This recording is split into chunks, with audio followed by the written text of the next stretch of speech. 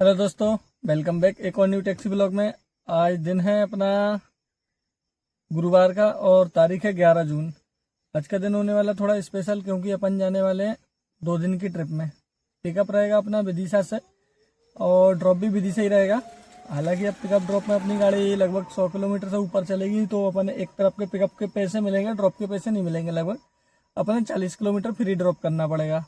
तो ये ट्रिप रहने वाली है अपनी भोपाल नहीं विदिशा से अपन जाएंगे सीहोर, सीहोर से जाएंगे उज्जैन, उज्जैन से इंदौर और ओमकारेश्वर, फिर वापस सीहोर वहीं विदिशा ड्रॉप करना है। चलिए, अपनी सवारी से बात हुई है 9 रुपये पर किलोमीटर प्लस टोल और पार्किंग। और नाइट अलाउंस तो अपन ने लिया नहीं क्योंकि अपनी पर्सनल सवारी है और खाना पीना सब उनकी तरफ से और रुकने का भी उनकी तरफ से एक दिन एक नाइट का रहेगा। चलिए बताता हूँ आपको ये जर्नी कैसी रहती है और कैसा रहता अपना ये एक्सपीरियंस। हालांकि इस रूट पे मैं ये तीसरी बार जा रहा हूँ। एक बार अपने पर्सनल लेके गया था और एक बार अपना बुकिंग लेकर ही गया था, उसमें भी 9 रुपये पर किलोमीटर गया था। लेकिन अभी रेट वगैरह बढ़े हैं तो लेकिन ये अपनी पर्सनल प्राइवेट सवारी है और बहुत पुराने पहचान वाले हैं, इसलिए अब अपन ने उनको 9 रुपये पर किलोमीटर का रेट ही लगाया है। चलिए, अपन सुबह 6 बजे पिकअप करना है सवारी को विदिशा से। तो अभी अपन निकलते हैं विदिशा के लिए। एक आध बुकिंग मिल जाए भोपाल स्टेशन या उधर साइड की कहीं की भी, ताकि अपन थोड़ा सा और कम पड़े। नहीं फिर यहाँ से बाईपास से सीधे अपन दबाएंगे गाड़ी। देखते हैं 4:30 बजे तक अपन सीधे निकलते हैं विदिशा के लिए। सवारी को पिक करके बताता हूँ आपको आगे की जर्नी। दोस्तों, समय हो गया है, सुबह के बज चुके हैं 6 और अपन पहुंच चुके हैं विदिशा में। सवारी को पिक करने के लिए आए हैं। अपनी पिकअप करने में 70 किलोमीटर गाड़ी चली है, जिसके अपने अलग से पैसे मिल जाएंगे 700 रुपये। बाकी अब यहाँ से जो ट्रिप स्टार्ट होगी और वापस यहाँ लाके छोड़ना है, उसका अपना 9 रुपये पर किलोमीटर प्लस टोल रहेगा। अब देखते हैं अपनी टोटल कितनी गाड़ी चलती है। लगभग 750 किलोमीटर का तो है टारगेट, क्योंकि अपन उज्जैन, इंदौर और ओमकारेश्वर जाएंगे और वापस यहीं आएंगे। तो चलिए, अपन सबसे पहले कर लेते हैं अपनी सवारी को पिक और ड्रॉप करके बताते हैं आपको इस रास्ते के व्यू और कहाँ रुकते हैं और कैसे कैसे नज़ारे रहते हैं। चलिए चलते हैं अभी अपन आगे सवारी को पिक करने के लिए। फिर मैंने बोला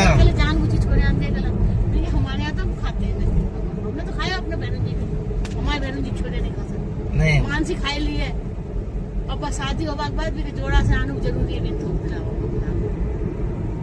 आ गया सीहोर, ऊपर से आ गया ना दाम।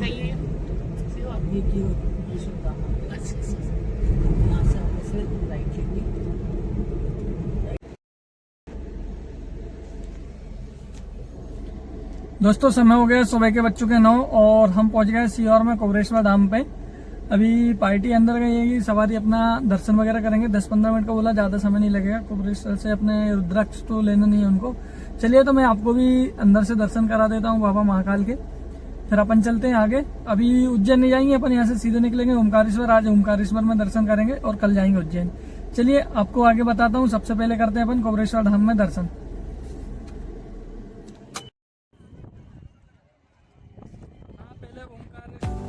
आप देख सकते हैं कुबरेश्वर धाम में कितनी भीड़ है और कितने श्रद्धालु बाबा महाकाल के दर्शन करने के लिए आए हैं। आप भी दर्शन करिए और आनंद उठाइए इस जर्नी का।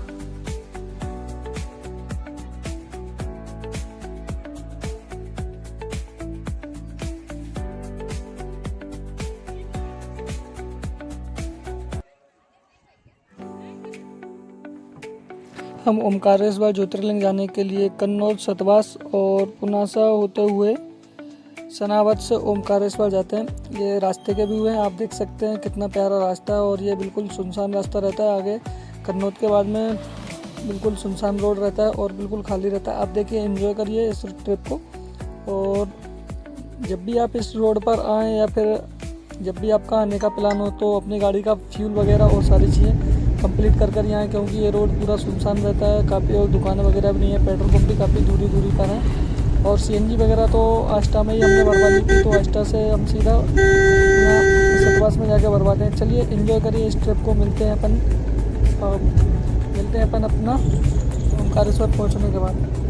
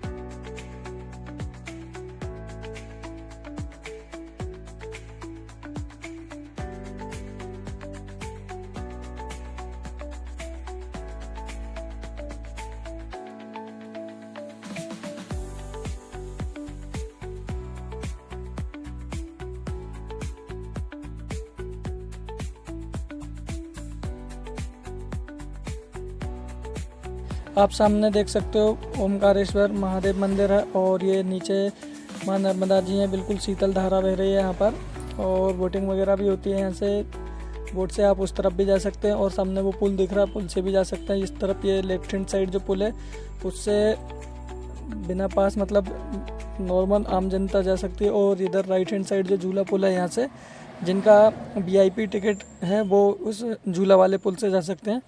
चलिए आगे आपको दिखाता हूँ और भी नज़ारे।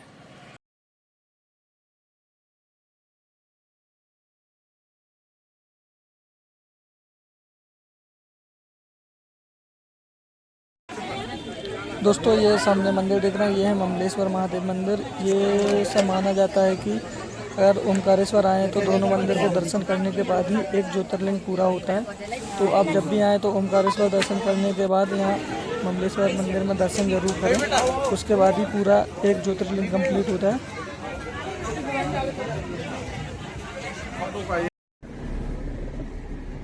दोस्तों समय हो गया, शाम के बज चुके हैं 7:53, लगभग 8 बज चुके हैं और अभी हम यहीं ओमकारेश्वर में मैंने दर्शन कर लिए थे।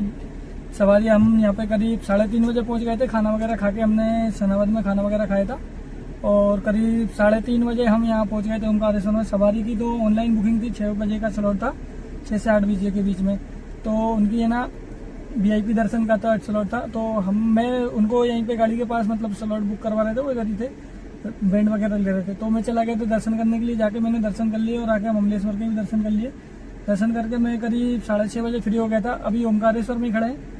अभी यहाँ से निकलेंगे, इंदौर में इनका घर है तो वहाँ पर रुकेंगे रात और फिर कल सुबह निकलेंगे उज्जैन से हम जाएंगे वापस विदिशा। चलिए आगे मैं आपको बताने वाला हूँ। रास्ते में अभी यहाँ अंधेरा हो गया, यहाँ के व्यू तो अभी बता नहीं सकता। आते टाइम हम आए थे कन्नौज तरफ से आए थे सतवास होते हुए, तो काफ़ी घना जंगल है और सुनसान रोड रहता है, काफ़ी ट्रैफिक नहीं है, आप वीडियो में देख ही सकते हैं। चलिए अब मैं आपको कल बताऊंगा आगे की जर्नी कैसा रहता है अपना उज्जैन की ट्रिप और उसके बाद अपन घर पहुंचते हैं और टोटल अपनी इसमें कितनी अर्निंग होती है और कितनी किलोमीटर गाड़ी चलती है। तो देखिए ऐसा रोड है, अभी ओमकारेश्वर पार्किंग का भी काम चल रहा है। हो सकता है ये अपना कुंभ लगेगा 2027-28 का, तो उसकी तैयारी चल रही है। अभी सवारी का फोन आ गया है, सवारी अपनी वहाँ पर ये गेट के पास में है, यहाँ पर अंदर जाते हैं, ऑटो से आए वो, तो अपन चलते हैं सवारी को पिक करते हैं। अपन ने अभी चलना है इंदौर में अपन करेंगे नाइट स्टे, फिर अगले दिन करेंगे अपन अगले दिन की शुरुआत उज्जैन की। चलिए सबसे पहले चलते हैं अपन सवारी को पिक कर लेते हैं और चलते हैं इंदौर। बताता हूँ आपको कल फिर आगे की जर्नी नाइट में अपना कैसा रहता है। और खाना वगैरह तो अपन ने अभी खाया 4 बजे, तो शायद लगभग नाश्ता वगैरह ही करेंगे, खाना वगैरह तो होना नहीं है। फिर भी देखते हैं, अगर लगेगा तो खा लेंगे कुछ, नहीं फिर अपन बताते हैं आपको आगे।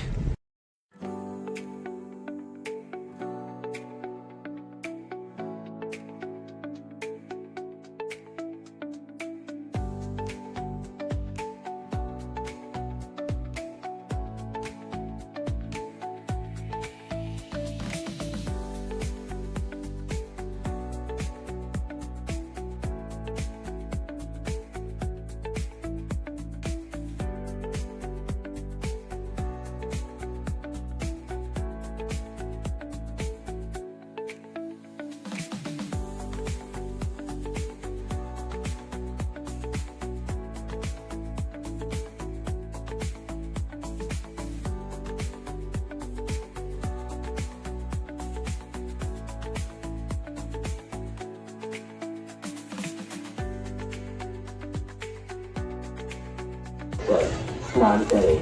नदी में तैरना सख्त मना है। अपने बच्चे और वृद्धों को हाथ पकड़कर स्नान करवा।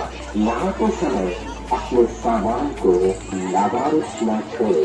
घाट एवं दोस्तों ये है रामघाट और अपन अभी आ गए नहाने के लिए। सवारी चलेंगे दर्शन के लिए, नहा के अपन तुरंत चले जाएंगे दर्शन के लिए। अपने वाहन घाट से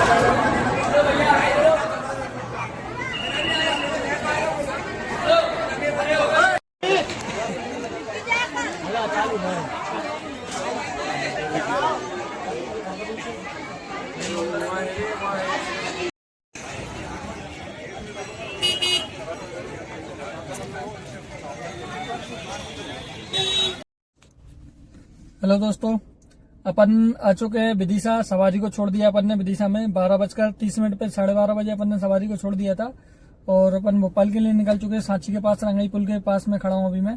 समय हो रहा है अभी 12:42। 13 तारीख हो गई, अपना लगभग तीसरा दिन लग गया है अभी।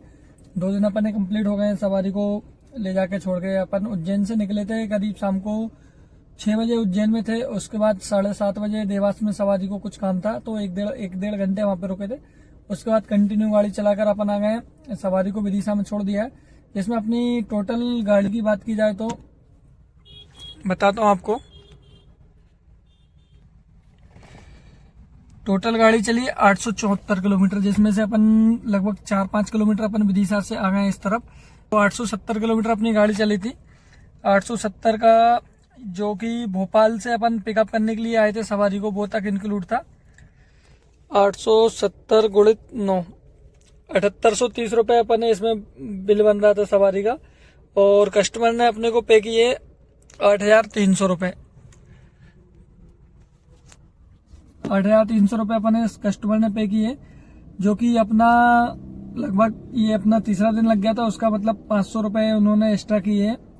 बोलने लगे अब आपका भी टाइम हो गया है, आपका अगला दिन भी खराब होगा, तो वो अपनी तरफ से उन्होंने बढ़ा के कर दिए थे। तो ये थी अपनी अर्निंग, जिसमें से अपनी लगभग 3000 रुपए का पेट्रोल प्लस सीएनजी खर्च हुआ है। और फास्टैग तो सर का ही था, उनका ही, तो उनकी तरफ से फास्टैग का रिचार्ज उन्होंने कर ही दिया था। और अपना पार्किंग का भी उन्होंने कैश में दिया था। अपनी टोटल बचत का सिर्फ अपन ने पेट्रोल का और सीएनजी का ही खर्च किया, बाकी खाना पीना सब उनकी तरफ से था। तो ये थी अपनी अभी तक की सेकेंड लार्जेस्ट जर्नी। इससे पहले भी मैंने उज्जैन ओमकारेश्वर गया था, लेकिन उसका जब मैं ब्लॉग नहीं बनाता था।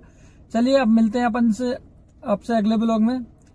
बताता हूँ अगर कल चलाऊंगा भोपाल में गाड़ी तो कल उसका भी ब्लॉग बनाऊंगा, नहीं फिर आपसे मिलता हूँ मंडे को।